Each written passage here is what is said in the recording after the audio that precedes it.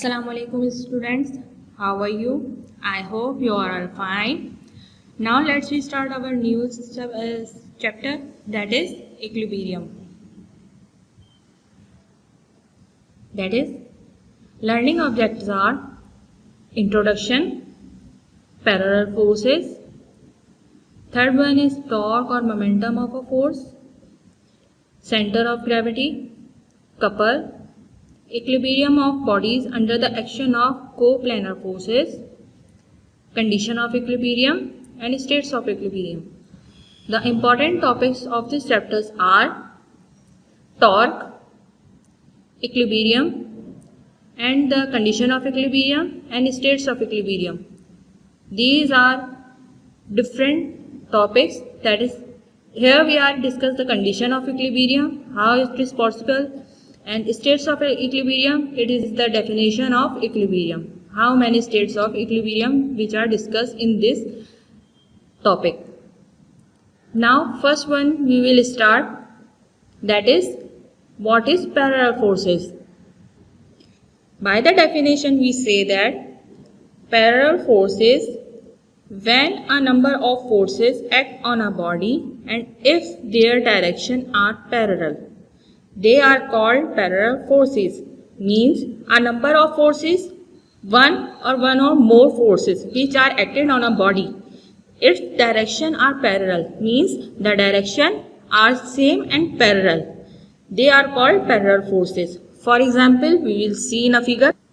Here in figure 6.1, we will discuss that two forces, that is F1 and F2, which are parallel. Those direction are same. They are called parallel forces. Acting on a body means a rod, that is a rod, which are force applied F1 and F2. The direction will be same, so we are called they are parallel forces. Now the resultant of these forces which are equals to F1 plus F2, means the summation of force F1 and F2, the resultant is called R. Okay, these are having a resultant of two like forces. Okay, here R is equal to F1 plus F2. This is the mathematical representation of this topic. Now the second condition, which are resultant of two unlike parallel forces, means forces which are unlike parallel, means the direction of both forces are different.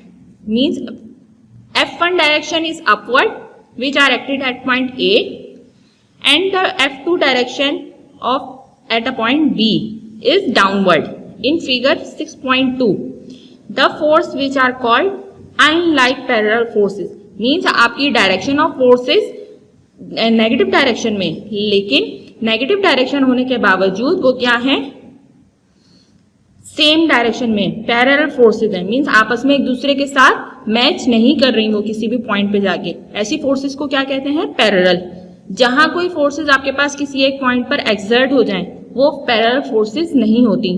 अगर ये forces आपस में मिल जाएं तो ये unparalleled forces में आता है, नॉट अ पैरेलल।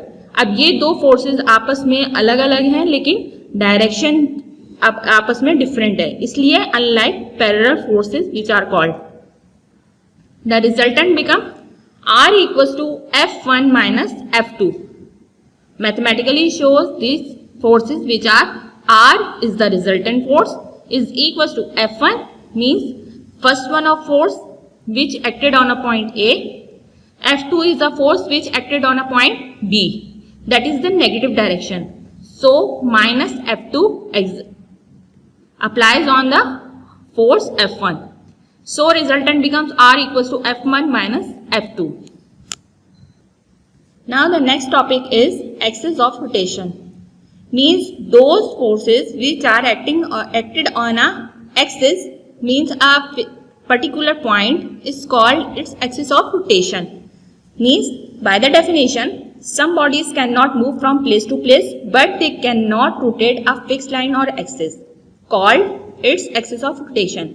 मीन्स आपके पास वो बॉडीज जो रोटेट तो करेंगी लेकिन एक प्लेस से दूसरी प्लेस पर नहीं जा पाएंगी, यानी एक जगह से दूसरी जगह तो मूव नहीं कर रही, अपनी जगह पर रहते हुए अपना जो डिस्टेंस कवर करती हैं is called is the axis of rotation, means वो अपने एक्सिस के ऊपर रोटेट करती हैं। इसके सिंपल एग्जाम्पल हम आगे के टॉपिक में डिस्कस करेंगे, दैट इज टॉर्क और momentum of a force. In other words we can discuss in torque, that is by the definition we can discuss here. If a body is capable of rotating about an axis, then a force applied proper on this body will rotate it about that axis. This turning effect of the force is known as torque or momentum of the force. इस चीज को हम simply words में किस तरह define कर सकते हैं कि जैसे आप एग्जाम्पल ले लीजिए डोर की, अपना जो सिंपल डोर होता है रूम का, उसकी आप एग्जाम्पल ले लीजिए। हम लोग फोर्स अप्लाई करते हैं कहाँ? हैंडल पे, हैंडल के जरिए हम उसके ऊपर फोर्स अप्लाई करते हैं खोल बंद करने के लिए, लेकिन उसकी जो पॉइंट ऑफ रोटेशन है वो कहाँ है? जो उसकी ज्वाइनिंग पॉइंट होता है, दरवाजे का जो ज्वाइनिंग पॉइंट है वो उसका कहलाता है एक्सिस ऑफ रोटेशन। मींस हम फोर्स तो लगा रहे हैं हैंडल पे, लेकिन हमारा दरवाजा मूव किस तरह से कर रहा है? वो जो ज्वाइनिंग पार्ट है उसके उस पे बेस करते हुए दरवाजे की मूवमेंट होती है। इस किस्म की रोटेशन को हम क्या कहते हैं? Torque. Okay, it is defined as the mathematical expression which are as the torque or momentum of a force about an axis is the product of moment and its moment arm. That is, torque equals to force into moment arm. Its magnitude is given by torque F into D. Means आपको ये बात इस तरीके से clear हो जाएगी कि force हम जहाँ पे हैंडल पे जहाँ पे हम फोर्स अप्लाई कर रहे हैं, ठीक है, ये वो फोर्स, और जो फोर्स आर्म है जहाँ पे हमारी फोर्स एक्सर्ट हो रही है तो उसको क्या कहा जाता है? Moment arm. इसका जो ताल्लुक है, इसको हमने फोर्स को डिफाइन किया F से और मोमेंट आर्म हमारा D। इन दोनों का मल्टीप्लायर फॉर्म हमारे पास किस फॉर्म में आता है? टॉर्क। टॉर्क की साइन कुछ इस तरीके से होती है और ये हमारे पास torque. Okay, now where symbol torque is used for torque and F for force and D for the moment arm of the body. Okay, this is the mathematical expression of torque. Now for the copy work, we will discuss here that like parallel forces into the summary page number 102, like forces, unlike forces, torque, ठीक है, ये सारी जितनी भी definitions है ये आप copy work में करेंगे। साथ साथ आप इसकी जो फिगर है वो जो पीछे हमने डिस्कस किया है लेक्चर में और जहां जहां मैंने हाईलाइटर किया है उसको रखते हुए साथ साथ ये कॉपी वर्क जाएगा। मीन्स आप पहले लाइक पैरेलल फोर्सेस की डेफिनेशन लिखेंगे with page number 85। Here it is the definition of parallel forces. Now you are write like parallel forces and then you can write a resultant like parallel forces, ठीक है, on a page number 86, that is R equals to F1 plus F2. ओके, figure resultant of two unlike parallel forces and the mathematical expression. Same as it is unlike parallel forces, definition will be right on the summary and the mathematical expression and figure in page number 86. Okay. Now second topic is torque. The definition as you will like on the summary and in the topic as you like you will be right. कि जहाँ से आपको सही लगे वो वाली आप definition उतारिए और नोट डाउन कर लीजिए, ठीक है। जो मैंने यहाँ पे हाईलाइट किया हुआ है टॉर्क की डेफिनेशन को चाहे तो आप टॉपिक में से उतार लीजिए या समरी में से, एक ही बात है, दोनों की डेफिनेशन सेम है। Okay, and the mathematical expression from the page number 88, page number 88, the mathematical expression of torque और moment of a force. Okay, now second topic is centre of gravity from the summary, page number 102. Here we did discuss the center of gravity, that is, it is a point inside or outside the body at which whole weight of the body is acting. Means आपके पास जो inside और outside of the body पूरा whole body जिस point पे exert करता है उस point को क्या कहा जाता है? Center of gravity. Example, इसकी simple example ये है कि कभी आप शीशे के ऊपर अगर कभी गलती से कोई चीज़ लग जाती है तो बाज़ दफ़ा शीशे पे कोई असर ही नहीं होता, मतलब सेम एज इट इज शीशा नहीं टूटता, लेकिन ज़रा सी कोई एक चीज़ भी लग जाए तो आपका शीशा चूर चूर हो जाता है। इसका क्या मतलब है, आपने कहाँ फोर्स अप्लाई करी, उसकी सेंटर ऑफ ग्रेविटी पे, जिसपे उसका पूरी बॉडी का वेट उस पर एक्सर्ट करता था, आपने उसी जगह पे जब हिट किया तो आपका शीशा टूट गया। या कोई भी ग्लास, अगर ग्लास ले लीजिए, ग्लास की एग्जांपल ले लीजिए कि अगर उसको ज़रा सा भी कोई जैसे कहते हैं ना कि ठिरक लगने से भी टूट जाना, तो वही वाली चीज़ कि अगर आप गिर भी जाता है तो बाज़ वक़्त नहीं टूटता, ठीक है, क्योंकि वो जो भी फोर्स थी वो उस पॉइंट पे एग्जर्ट नहीं करी जो उसका सेंटर ऑफ ग्रेविटी था, इसलिए आपका ग्लास साबुत रहा। लेकिन कभी कभी एक हल्की सी ठिरक भी, या क्या कहते हैं, कहना चाहिए कि जरा सा कुछ उसके ऊपर फोर्स भी अप्लाई करें तो ग्लास टूट जाता है। इसका मतलब क्या होता है, वो उसका सेंटर ऑफ ग्रेविटी था कि जहाँ पे उस बॉडी का, पूरी बॉडी का होल वेट जो है वो एग्जर्ट कर रहा था। इस चीज़ को किसके बारे में कहा जाता है, किस चीज़ में डिस्कस किया जाता है, सेंटर ऑफ ग्रेविटी में।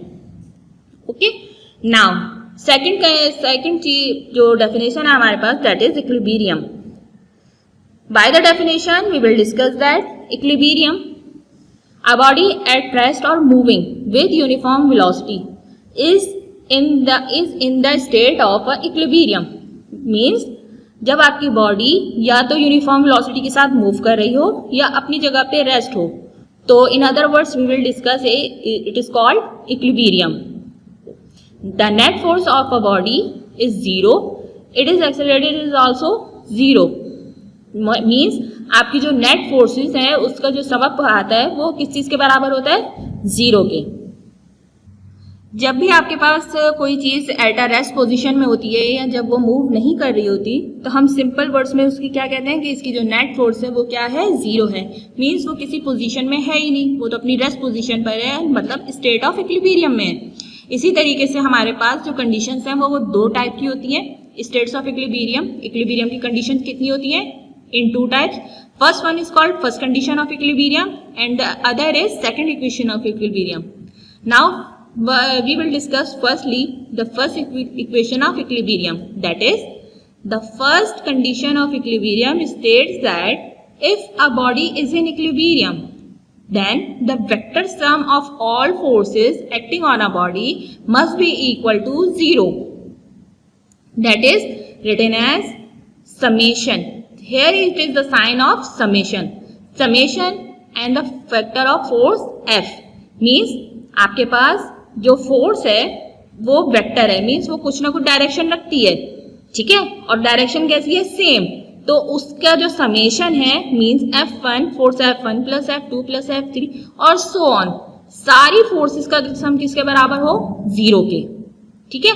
This is the said that the first condition of equilibrium. The dimension in the terms of dimension means x axis or y axis. In the terms of dimensions we can define as the first condition of equilibrium lead the following. Means f of x is equals to f1x plus f2x plus f3x, mean the x axis of all forces. The sum of all forces of x axis is equals to 0. That is called the summation of f of x.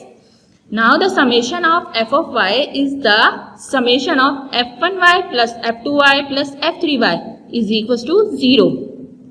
f1x plus f2x plus f3x is also called the summation of f of x. Means इन तीनों का sum up किसके बराबर होता है, एक f of x पे, और तीनों f of y का समेशन क्या है, f of y. Okay, this is the sign of summation and this is the vector quantity. And this is the two axes which are defined. This is the first equation of the first condition of equilibrium. The second condition of equilibrium which are stated as from the page number 96.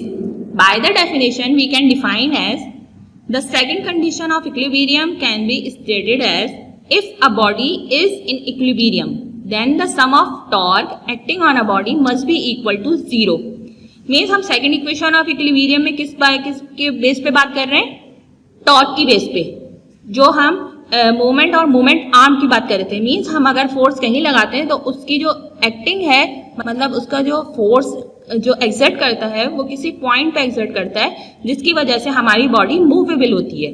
ठीक है, एक ही जगह पे रहते हुए movable body is called in other terms of torque, which are the summation of torque. Torque का sign कुछ इस तरीके से होता है, मीन्स आप टी बनाएंगे लेकिन टी की डंडी सीधी रखने के बजाय थोड़ा सा कर्व उसमें आ जाए तो ये कौन सी साइन बन जाती है हमारी, टॉर्क की।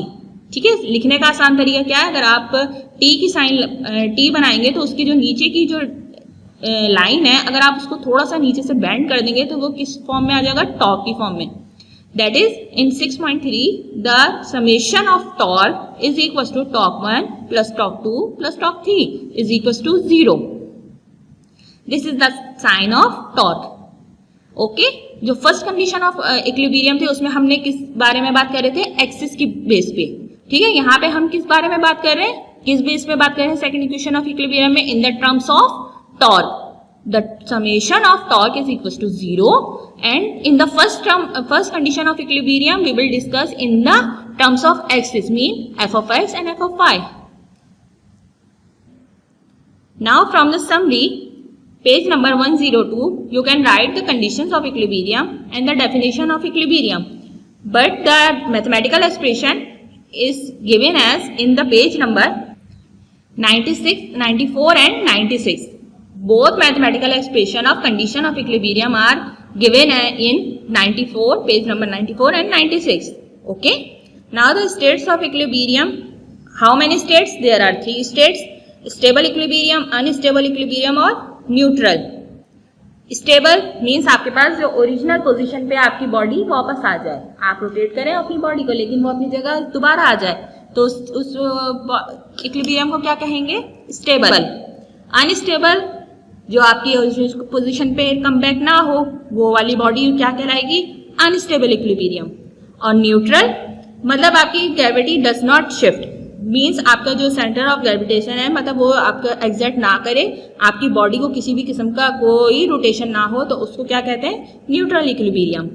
Okay, now these are the topics from the summary, which are number 1 is parallel forces and there are 2 conditions which are like parallel forces, unlike parallel forces.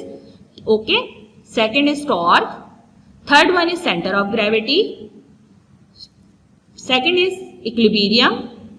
First you are define what is equilibrium and then you are write condition of equilibrium and mathematical expression is in the topic. ठीक है, now you are write the 3 states of equilibrium which are stable equilibrium, unstable equilibrium and neutral equilibrium. Okay, you are write from the summary which are in page number 102. अच्छा, अब हम बात कर लेते हैं कि आप कॉपी में वर्क कैसे करेंगे। आपने सारी डेफिनेशन उतार ली, ठीक है, जिनके मैथमेटिकल एक्सप्रेशन पीछे गिवन है उनको आप टॉपिक के साथ लिखेंगे। ठीक है, जैसे पैरेलल फोर्सेस में आपका रिजल्टेंट फोर्स था R equals to F1 plus F2, unlike में था R equals to F1 minus F2। तो ये मैथमेटिकल एक्सप्रेशन आप अपनी डेफिनेशन के नीचे देंगे। ओके, इसके बाद जैसे टॉर्क था, टॉर्क की आपने मैथमेटिकल एक्सप्रेशन देनी है, जो मैंने टॉपिक में आपके पास हाईलाइट किया हुआ है। अभी जब मैं आपको समझा रही थी तो मैंने साथ साथ हाईलाइट भी किया हुआ था, उसी चीज़ को आप मैथमेटिकल रिप्रेजेंटेशन को आप यहाँ डेफिनेशन के नीचे इसके देंगे। नेक्स्ट आपके पास आ जाएगी सेंटर ऑफ ग्रेविटी। इसकी जस्ट डेफिनेशन ही जाएगी क्योंकि ये डेफिनेशन से बात समझ में आती थी, इसकी कोई मैथमेटिकल एक्सप्रेशन नहीं है ना। आपके पास जो सेकंड टॉपिक है वो है इक्विलिब्रियम। इक्विलिब्रियम की आपने डेफिनेशन लिखनी है, इक्विलिब्रियम की आपने स्टेट्स लिखनी है कि आपके पास कितनी थी, first condition of equilibrium and then second condition of equilibrium. इसकी आपने टॉपिक में से पीछे जो मैं आपको डिफाइन कर रही थी, जब मैं एक्सप्लेनेशन दे रही थी, उसमें जितना भी हाईलाइट हुआ है वो सारी उसकी सारी तमाम चीज़ें कहाँ आएंगी, कंडीशन ऑफ इक्विलिब्रियम में आएंगी। ठीक है, विथ फिगर्स, इसमें फिगर भी गिवन है, विथ फिगर्स काम जाएगा। इसके बाद आपके पास आता है स्टेट्स ऑफ इक्विलिब्रियम। इसमें आप कितनी स्टेट्स हैं वो लिखेंगे, मीन्स आपके पास 3 स्टेट्स ऑफ इक्विलिब्रियम है, that is stable, unstable and neutral.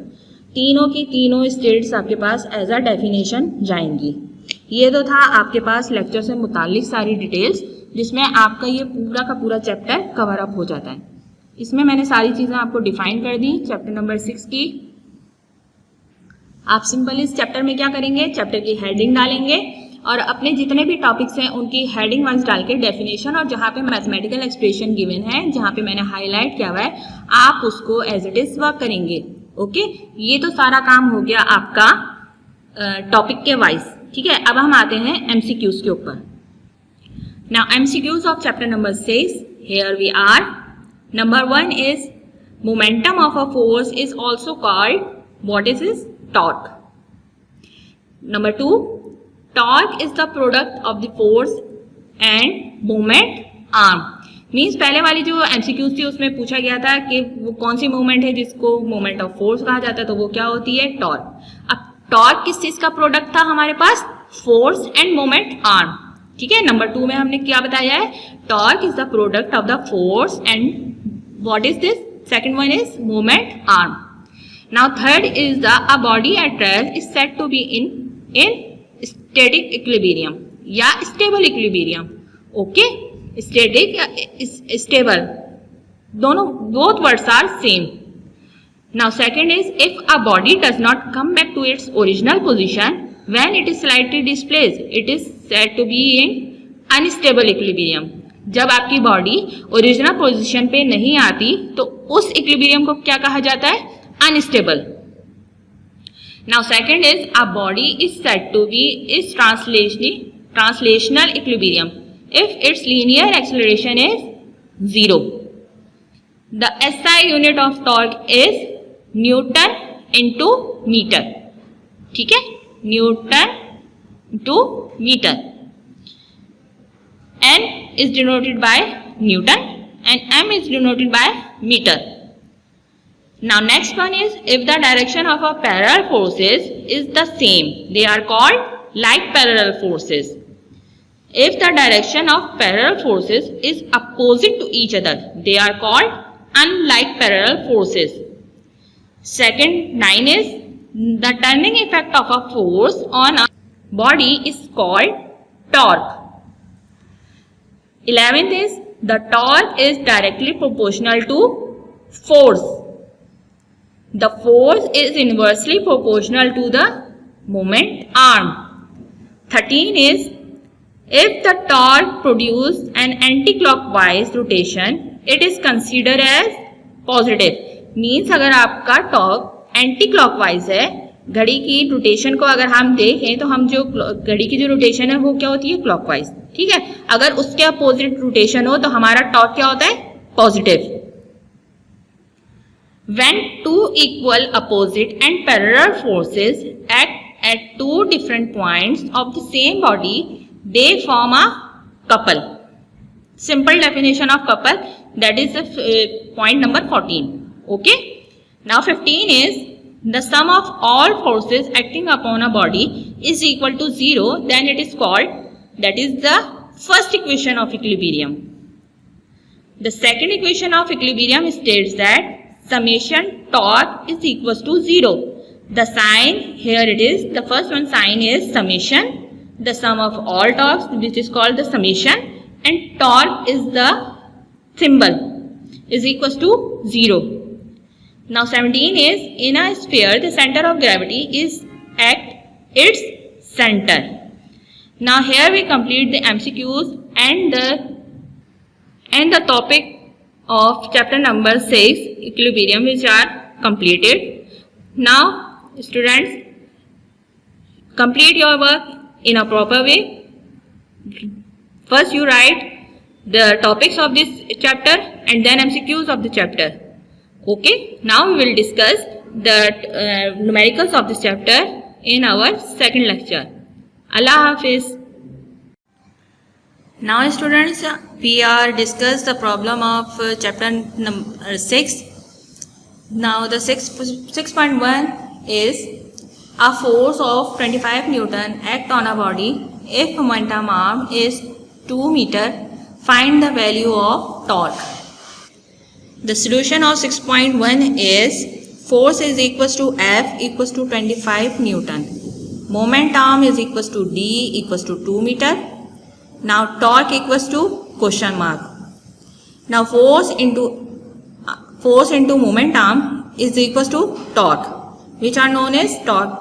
So the formula is equals to torque equals to F into D. Now we put the value of force and D is, that is 25 into 2. The answer is 50 Newton into meter. Now the numerical of 6.2 is, a force is applied perpendicularly on a door 4 meter wide which a torque of 120 Newton into meter to open. What will be minimum force act upon it? Means आपके पास इधर क्या दे रखा है, force दे रखी है जो कि 4 metre wide है, चौड़े दरवाजे पे आप उसके ऊपर अप्लाई कर रहे हैं और उसके नतीजे में जो टॉर्क है वो आपके पास है 120 न्यूटन इंटू मीटर. ठीक है, आपने क्या मालूम करना है, वो फोर्स जो इसके परपेंडिकुलर हम इसको अप्लाई कर रहे हैं. Okay, so that is the what is the minimum force which are on applied. Now data of 6.2 is momentum is equals to D equals to 4 meter. Torque is equals to 120 Newton into meter. Now force is equals to question mark which are required. Solution, that is the formula which are same. Torque equals to F into D. Now by the separation of force we will the equation, above equation becomes torque divided by D. Now F equals to torque divided by V. Then after the putting the values 120 divided by 4, the force become F equals to 30 Newton. That is the force which are required, that is 30 Newton. Now numerical number 6.3 which are that what is the moment of a couple of 10 Newton acting at extremely of a rod 5 meter long as shown in figure 6.1. How can this couple be balanced? Means आपके पास दो forces apply हो रही हैं at a point A and B which are called the couple of moment at the point 0 which are acted upon a 5 meter. So how this couple is balanced? Means आपको वो force apply बतानी है, वो couple of force या moment arm या torque आपको बताना है जिस पे आपकी बॉडी जो है वो बैलेंस्ड हो रही है.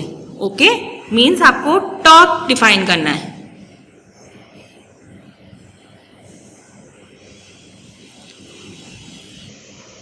Now the solution of 6.3 is, force आपके पास गिवन है 10 न्यूटन की, जबकि डी आपके पास गिवन है 5 मीटर लॉन्ग. ठीक है, जो आपके पास जिसके ऊपर आप फोर्स अप्लाई कर रहे हैं वो कितनी, हाउ मच लॉन्ग है, 5 मीटर.